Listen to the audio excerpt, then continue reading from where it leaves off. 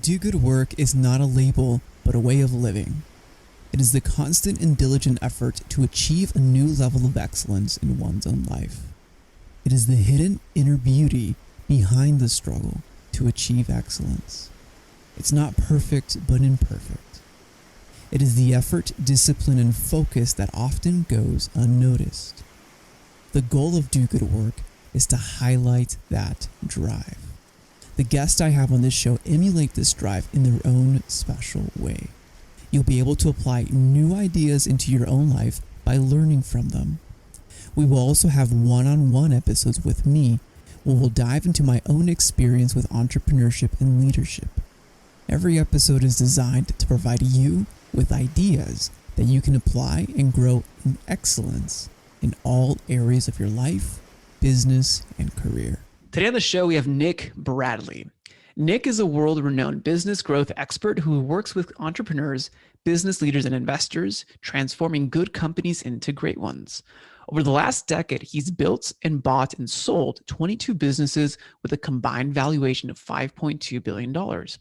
He has worked with private equity and venture capital firms across the UK and the US, leading business turnarounds, mergers, acquisitions, and scale-ups. He's the host of UK's #1 business podcast on iTunes and Spotify, Scale Up Your Business.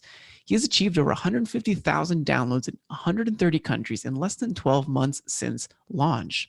He's also the co-founder of the Fielding Group, a growth accelerator that helps companies improve business performance in order for entrepreneurs to create freedom, build wealth, and live a life without limits. Nick's originally from Australia and is a dedicated family man who has a strong background in physical fitness, having completed 67 marathons and 24 ultra marathons worldwide. He's also a qualified personal trainer and performance coach. He's on a mission to be absolutely committed to personal growth and becoming the best version of himself and inspiring others to achieve the same. And his mission is to help create empires, bringing entrepreneurial skill sets and mindsets to people all over the world as a driving force for progression and prosperity. Excellent. Well, Nick, thanks for being on, man. Hey, Raul, it's fantastic. Thanks for having me on the show today. Love to have you on, man.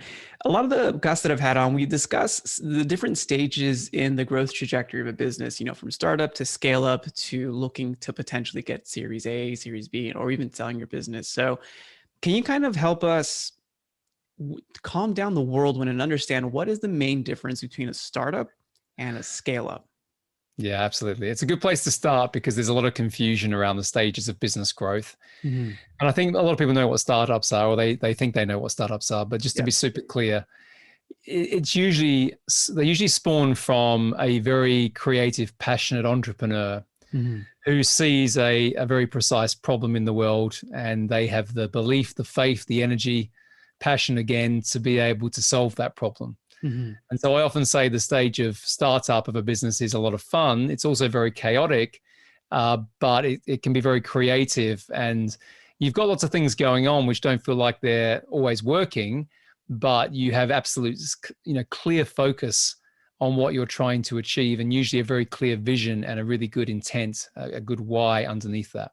So that's all cool, right? And, that could be one person, it might be a small team, but it kind of sits within that energy. When you start to move into scale up is normally when you have to start to bring two things into a business. So one is people, and that doesn't necessarily mean employees, but you need to work with more people. And you have to start to then bring in some structure and some process because there's too much ambiguity that sits around the edges of that. So normally that happens at around about 12 to 15 employees at an absolute max. So all of a sudden you can't manage all those people as the founder, the entrepreneur. So you have to bring in a management team. And as soon as you start to bring layers into a business, it makes it more complex. But just to finish the definition, once you start to bring more people in around you, and when you start to bring process and systems and things like that into an organization, if you get that all lined up in the right way, again, with precision, you can really start to grow quickly. And a lot of what I kind of talk about is the beginning of a business is about really just validating whether you've got a business. But when you go into scale up, it's about ignition. It's about fuel on the fire. And if you get that working, that's when most entrepreneurs through the scale up stage is where they create wealth, They see a pathway to selling their business at some point. So therefore they create freedom. And a lot are also then making a bigger impact just simply because they've got a bigger business they're running. That's 100% true. And even like in the evolution, like I like to think about semi like the Maslow's hierarchy of needs, same thing for the business. In the beginning, you're looking for product market fit. That's either through valuation, product marketing, and sales. And then as you grow, looking for structure, more of those softer skills, but also like having a finance person, someone to be a managing director for this department and that department. And then you eventually get to the point where you're looking at leadership tactics. And then, like you mentioned, self-actualization is like, okay, I'm looking either sell the business, leave a legacy, or build an empire around what I'm building here. So it's kind of interesting to have that progression between that line. It's almost it's not a linear line. Obviously, no business is linear. It's impossible to say that. However, what are some of the common pitfalls that you've seen owners fall into as they're traveling that journey? Yeah. So the big one that jumps out straight away, and you've mentioned it, is leadership. Because what I often say, and this is the thing, that when I say this to entrepreneurs, particularly when they're in startup, they kind of go, oh my God, it's the people who start businesses are not necessarily the best at scaling them, because it takes a very, very different mindset and skill set. Let's talk about that. Okay. So the mindset and the skill set. Let's play with that, because, and the underlying point here, it's not so much that, that entrepreneur needs to leave and someone else has to come in to run the business. That does happen. I mean, it happened in Google very early on when Sergey and Larry left. But that identity of the founder needs to change. And normally that means they have to become a different type of leader. And then once they understand that, that's when they start to get the business flying. So yeah, we can definitely unpack that a bit.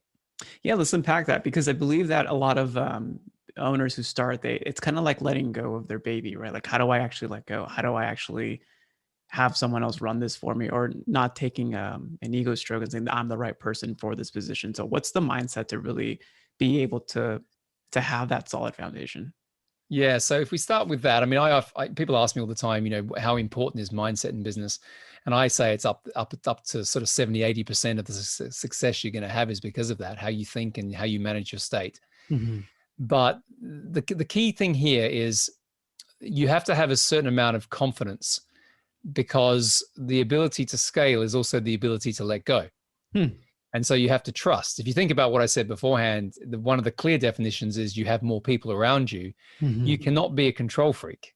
Yeah. Whereas in the very beginning, you can have your finger in all the different pies. And I often say you've got to be able to have this unique ability to go to 30,000 feet and look at how everything is working, how everything is laid out, both externally and internally.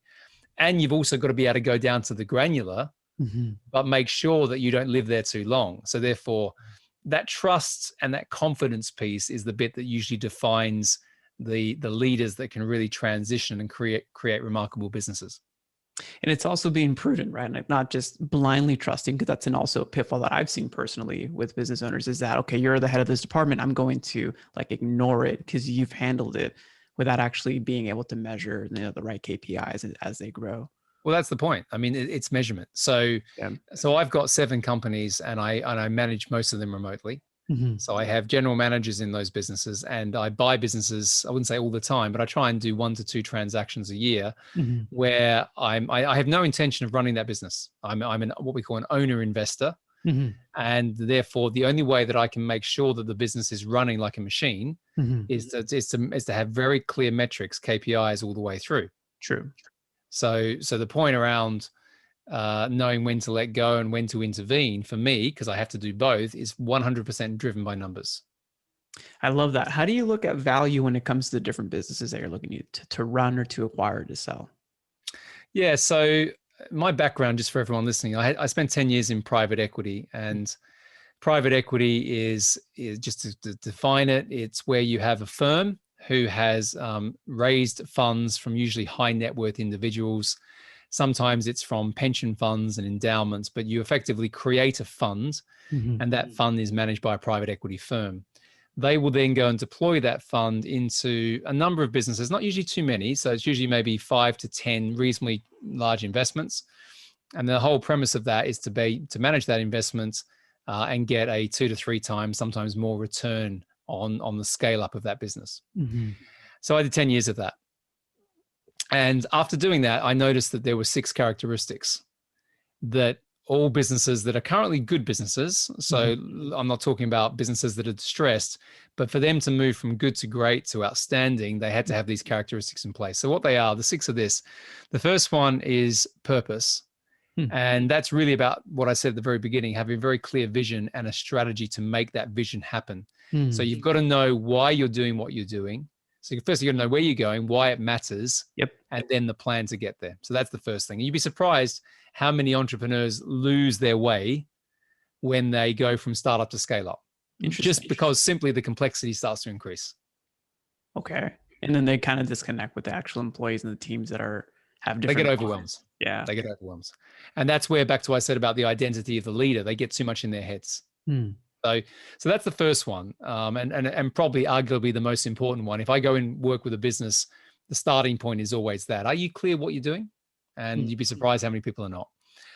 The second one is profit. I call this the 6 peaks of value creation because I wanted it to be memorable. But the second one is profit, and that's 2 things again. It's about understanding a good cash runway in your business, because one of the definitions of a successful business is how much cash it can generate. Yes. Equally, the quickest thing that closes a business is not having cash, running out of money. So you've got to have a runway. And as we've gone through COVID and pandemics and a lot of uncertainty over the last 9 months, having a strong cash runway of at least 3, if not 6 months has been one of the attributes of companies that have been able to not only survive, but have also been able to invest and take opportunities that have been prevalent for us over that period of time. And the second part of that, and I work with businesses that are very profitable and also ones that are on the pathway to being profitable. That's the more technology businesses. The potential. The thing that joins them together is what I call a relentless focus on profitability. It doesn't mean you have to be profitable now, because you might be in a growth phase where revenue is actually more important to focus on,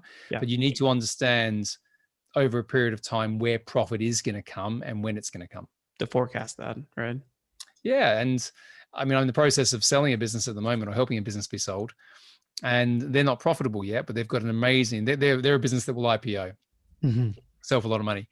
But they can clearly articulate over the next 3 years when the business will be profitable. And then in years 4 and 5, how dramatically the profit scales. So that's kind of the point. So that's the second one, profit. The third one is proposition, sometimes called value proposition. And this one's a simple one, but an important one. It's, do you really understand the market you're in, the customer that you ultimately want to help, that one crystal view, what I sometimes call your brand avatar? Are you absolutely focused on what the problem is that they have? And do you have a remarkable solution that solves that problem? Now, again, sounds simple. Yeah. No, but still, I like how you, not just like a good solution, but a remarkable that stands out within the marketplace, specific to that end user. Yeah. And one of the things I find, particularly with smaller businesses, and it comes a little bit from a scarcity mindset, is that they think if they go really niched on everything I just said, clear market, clear avatar, clear problem, clear solution, they think that means I'm bringing things so tiny that I'm not going to be able to create what I want, which is freedom and wealth. So what they do is they say yes to everything. And one of my mentors said to me once, Raul, he said, he who chases 2 rabbits catches none. And I love that, because it's also a point around focus. Yeah.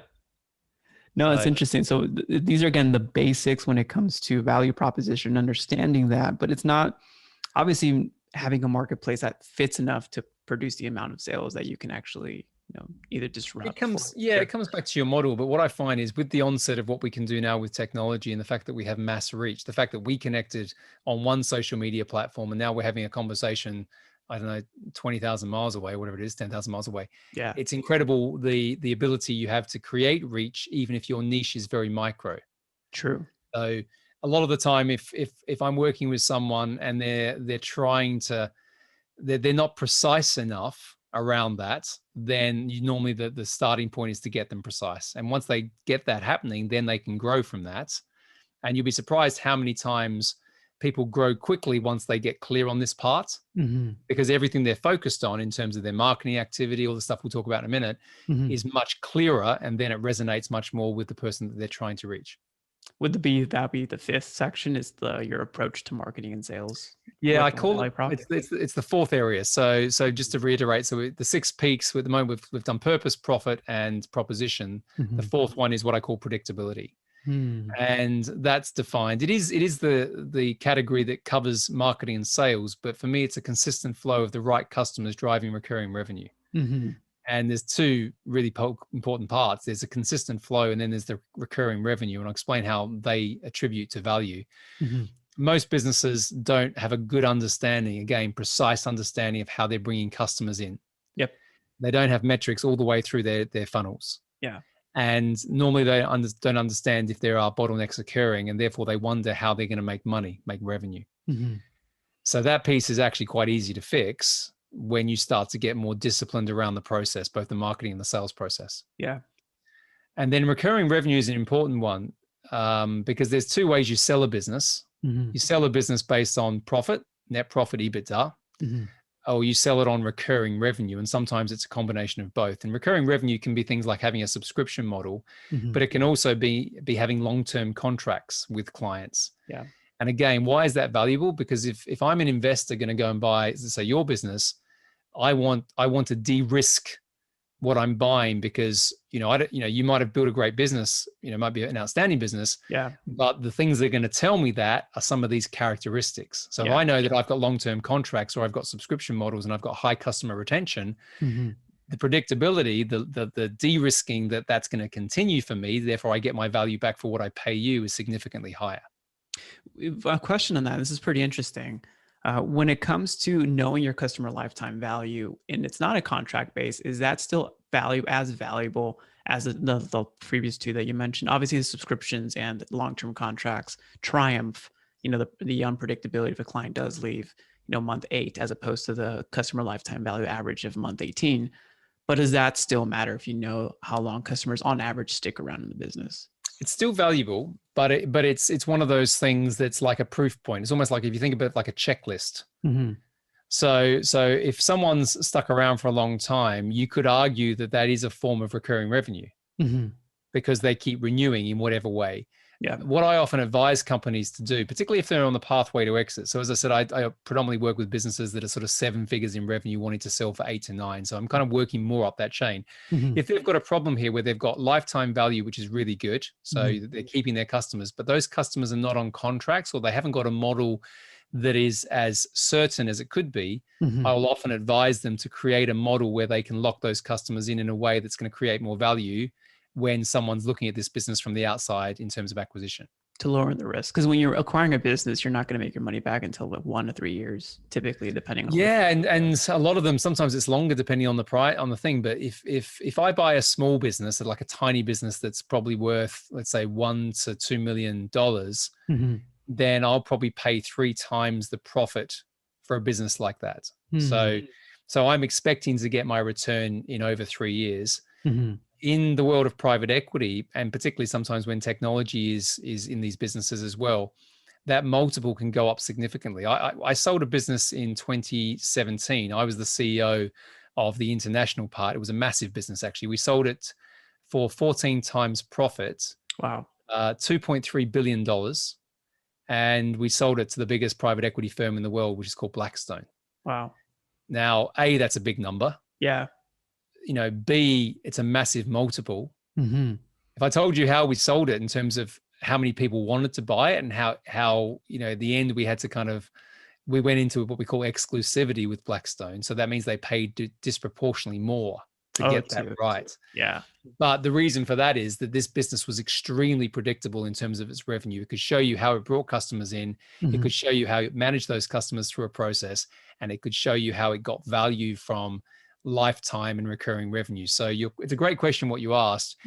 It's how you then frame all that within this characteristic that makes the difference. That's incredible. That is incredible. And I love being able to look at how you can create value or look at your business model depending on the ideal buyer that you want to look at, if it's private equity, if it's another business owner that wants to come in. So I love being able to look at different perspectives because there's no one size fits all solution at that point. No, exactly. And this is the thing, every business has got different things going on. It does align a little bit back to its strategy. And one thing I say when I talk about these peaks It's not to say that there's a formulaic view here that each of these peaks is going to be the same in every type of company and every type of industry, but there are nuances between what I'm saying which will apply to every situation. True. And the principles apply across the board. However you apply those principles or the strategies. Yeah, and that's where when I work with a company, as I said, it's usually on that frame of getting it to an exit. The first intervention we do is 12 months. So we don't work with a company for less than 12 months. That makes sense. I mean, it's impossible to really. It takes 2 years to really get them ready. Yeah, and we also, the model we have is we gain share as well on the upside on all levels as well, because we know that we're going to be increasing the value considerably. But the way I also articulate that to people is, you can go and learn this stuff if you really want to. You can listen to my podcast or you can read books. But a lot of the business owners that we work with, the entrepreneurs, they want someone to come and deliver it. Again, I'll use the word with a high level of precision. And we've found that as much as that takes more of my time, but I love doing this stuff, I get involved in some amazing companies, and it for me, it just is a passion, right? I love doing it. So it doesn't feel like work. No, it's incredible. I have a question for you that this is more of a personal question in regards to one of the one of the puzzles that I'm trying to solve with a lot of my clients. And I think it's a good question because I've only found 3 different solutions. And I'd love to get your thoughts on it. So typically for labor-intensive businesses like service-based businesses, there is, when you're going to grow economies of scale, there is a proportion in when revenue increases, but also your overhead or your cost to service that revenue can increase. Now, the only ways that I've found to be able to kind of augment the gap between increase profit margins when trying to get at. So increase profit margin, lower expenses while revenue increases so they don't scale at the same rate at the same time. It's either through technology, either through hiring service providers or vendors, or through, pretty much this is people or technology. And I'm curious to know what you've seen in your experience to help. Yeah, there is one other dimension, which I think is important, which people kind of miss because it's so granular. And it's what I call margin obsession. And that's not about being fixated on costs and cutting costs, but I'll tell you how one of my businesses works. So, and this usually sort of shocks people, but what I often say is the superpower of this business is our ability to bring in customers. So it's the sales and marketing front end. So partly that's through my podcast, partly it's through just the networks that we've created. So we always have an influx of people wanting to work with us to help them grow and scale their business. Now, I'm fixated on leveraging time for money. I never sell time for money. I never sell day rates. You will never have a conversation in any of my businesses about that. You talk about projects and programs and partnerships. But what I have is I've got an ecosystem where every single problem that we can solve in the scale up journey is solved by other experts that we can bring in. True. But we have margin all the way through. So if someone comes in and they need a new C-suite leader in, I'll have margin on top of that through whoever I'm bringing in. Okay. So what that means is I've got every single introduction that I'm making, there's a micro gain. Sometimes it's small, but when you add up all those micro gains, it ends up to significant recurring revenue.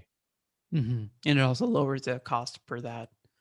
Well, I'll give you an example. So I put a person in to help with operations in a company. So first and foremost, I'm in there doing the strategy. The founders, I'm there helping them. The founders then trust, obviously, what I'm saying, which is great, but that's part of the model. They need a new operations person. I'll go to someone in my network who's the best at sourcing these individuals. He'll go and do the work. The person will go in. I will split the margin with him 50-50. And in this particular example, this was a 12-month engagement. That person goes in on a day rate because that's the way it works, or a program fee. But I'm taking 50% of the margin for 12 months.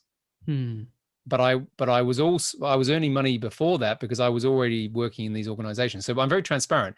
When I go and work with a business, the model is 3 things. One is there's an investment to have me with you through this process, right? Call that advisory, coaching, mentoring, whatever you want to call it. I don't care. They're tools, right? But I'm with you to get you a result. The second thing is I'm going to take a 3.5% gain share over the next 12 months of all the revenue, if revenue is the objective, which it usually is in growth, of everything we drive. So, if you're going to go out there, it's not a lot of money, but it's a bit. If we're going to put $1 million on, then I'm going to take a percentage of that. Okay. 35, 40 grand, but it still adds on. Then any services that you need for the next 12 months, of which there is normally 3 to 5 programs, then I'm going to recommend the people who can come and do that. Now, you can choose whether you use them or not. So I'm not saying you have to. It's not mandated. But that ends up being quite a rich intervention in terms of what the client gets, because it's very embedded, but also in terms of how I monetize that. That makes a lot of sense. And I appreciate you being transparent to share that. Yeah, I don't mind, because I think there's no point. What I will never do is go into a client and say, and try and hide these things. Yeah. Because everything's focused on the result, right? So, if we're joining hands here, and there is another part to this, which is important. And again, my service business is probably different to yours, but after that first 12 months, it naturally usually turns into an equity conversation. Yep. So, you've been here for 12 months. We want to sell the business. That might still be another year away, because I normally come in within a 36-month horizon.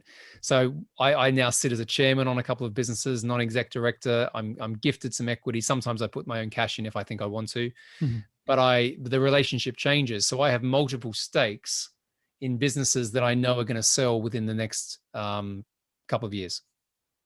No, I love that. And that's a natural progression as well of gaining that. It's all about trust. It's all about trust. That trust. No, I love that.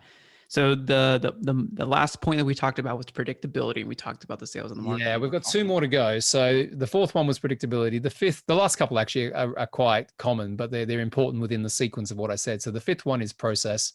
And for me, that's about, having an operating system in the business. And that's kind of how it all joins together, that runs like clockwork. Yep. And that's where you would also bring in more of your data to understand where improvements can be made. So I say data-led and insight-driven. True. And where you would bring, to your point beforehand, where you start to bring automation in to drive efficiency. A lot of the businesses that are going from startup to scale up don't even know what a process is, even though they've got processes. They just don't know what they are. They're just doing everything at once. Yeah, and they don't understand the handoffs.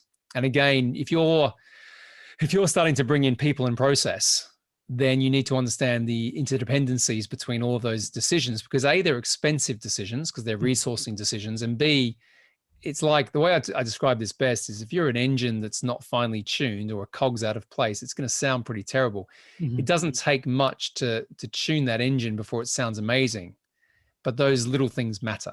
Yeah. And process is really about getting into the detail and understanding what those things are. I love that. That makes a lot of sense. And then the last one, you probably guessed it, arguably the most important, it's up there with the first one, is people. And it's the light, as much as there's automation these days and there's tech businesses, at the end of the day, you still need to have the empathy that comes from having people really engaged behind the vision and what you're building. So for me, this is about not just having high caliber capability. It's about those people demonstrating high performance values and behaviors. So this is where culture comes in. And again, a lot of businesses going from startup to scale up, they don't talk about culture until it's too late. And you should be talking about culture when you've only got 10 people, because everything you do, from how you hire, how you reward, how you fire, comes back to the culture that you're creating. And I'll just give you one quick example of where that works and where it doesn't work. I mean, it's an obvious one, but look at what happened to Uber about 18 months ago, 2 years ago, where the values in that business weren't clear. The values were arguably not the right values because of what was being demonstrated at the top. And I don't know what the value cut on that was, or the degradation, but it was pretty significant when all that stuff came out. That is true. Being able to understand that from the forefront, what you're setting and how you're setting the stage for the team. Because again, like you mentioned, technology can do a lot of things, but we still need humans to run businesses. Yeah, and I think that's going to be, I mean, the roles of what we do is changing, I think, as humans, and that's clear. But I do think that idea of empathy as one characteristic, which is hard, it hasn't yet been solved purely through AI. But I also think there are other human qualities like grit, resilience. We talked about mindset. At some point in the future, there'll be computers that are very good on those things, but I don't think I'll see that in the way I see it now, certainly in the next 10, 20 years. Makes a lot of sense. It's showing the empathy as well, like that. I don't think computers can do that quite as well. Well, Nick, I know we talked a lot about the health of the business, knowing how to optimize the performance of the business. I'm curious, what do you do for fun to like take care of your mindset, your health, family? So Great what's question. I don't have fun. What do you mean? No. So there's a funny part to this actually. I run or have run sort of lots of marathons and ultra Wow. marathons. So the number at last count was 67 marathons and something like 24 ultra Oh marathons. my gosh. And definition of an ultra marathon is anything over a marathon, but it tends to be sort of 50 miles and up to 100 miles. And your question was what I do for fun. Yeah. The reason I laugh is because I do that because it's more about mindset, and it's almost like a form of meditation. So if I go out I used to run a marathon every Sunday as a training run, and I'm not even counting those in the 67. But I'd go out early in the morning before the kids got up, and I can't tell you how many businesses I've created, how many problems I've solved on those long runs. Wow. So I put that under fun because I still run every day. I don't run as much in that way anymore. I'm just, trying to look after my body a bit. Yeah. But I love that. And then the other thing that's really important to me, other than the time I spend with my family, which is right up there in, probably ahead of the business side, is the travel experiences that we have. And my youngest daughter has, I think, done 150 flights, and she's only 9. Wow. And my wife used to work in travel. She used to work for Emirates as a flight attendant, and she's now got a blog, a travel blog. But we before COVID hit, we were traveling close to once a month. I was definitely traveling once a month, but with the family, we would have lots of amazing adventures. So for me, that's something that I'm hoping comes back in 2021, and something that we can kind of get back on our agenda. Oh, it's wonderful. And it's cool that you focused again on the health and the family piece. And I do Tough Mudders because marathons I cannot run. I cannot run. Just as much fun. I've done a couple of Spartan races, and I did CrossFit for a while. I don't particularly like the brand of CrossFit, but I like the idea of functional fitness. And yes, when I did Spartan race a couple of times, that was a combination of like functional fitness and running. And yeah, so you've got to have an outlet, mate, don't you? I mean, you've got to have something that being an entrepreneur can feel lonely, relentless. I call it the roller coaster. You have the highs and the lows. Sometimes they can be on the same day. So you've got to have balance in other areas. Otherwise, it just becomes all too difficult. And that's probably the important piece as well, because at the end of the day, like we mentioned earlier, we're human. We need that balance. We need to be able to continue to roll. But Nick, this was a wonderful conversation. For our listeners out there, what's the best place for people to go to just to say thank you and connect with you? Yeah, thank you very much. So a couple of things. First and foremost, everything I talked about today in a lot more detail sits on my podcast. I'm 140 episodes in now to Scale Up Your Business. There you go. It's been amazing, actually. As I said, it was number 1 in the UK and number 17 in the US in the business charts when I launched it. And I always point people there because they're going to get everything they need. But if they want to reach out on any of the stuff that we do, particularly around the 6 peaks, that's our website, which is suyb.global. So it's Scale Up Your Business, but suyb.global. And then the best place to reach out to me directly, and I get back as quickly as I can these days, it's a bit of a challenge sometimes, is on LinkedIn. So just find me on LinkedIn, connect with me. I connect with everybody. Send me a note if there's anything, questions that people want, I get back to them. I can't promise it's always in the time frame I'd like, but I always go back. Well, you do go back. That's what we connected on LinkedIn. So yeah, I do. It's just, I'll just finish with this. The gift of doing a podcast and having, a bit more profile is that you get to do things like we're doing, right? I've met you through this. I've met some amazing friends. I've got business partnerships, and they all started by having conversations like this. So that's the gift, right? You don't expect that really when you start this, but there is a negative side. So the dark side is, as you get more profile, you get more people wanting to know you, and I just don't like letting people down, right? But I do have to be intentional with my time these days. Otherwise I'd be respectful. Yeah, exactly right. But hey, listen, I'm grateful for all those things. Oh, I appreciate it, Nick. And we'll put all those links in the show notes as well. And Nick, you have a wonderful rest of your day. Yeah, thank you, Raul. It's been a great conversation. Thank you very much.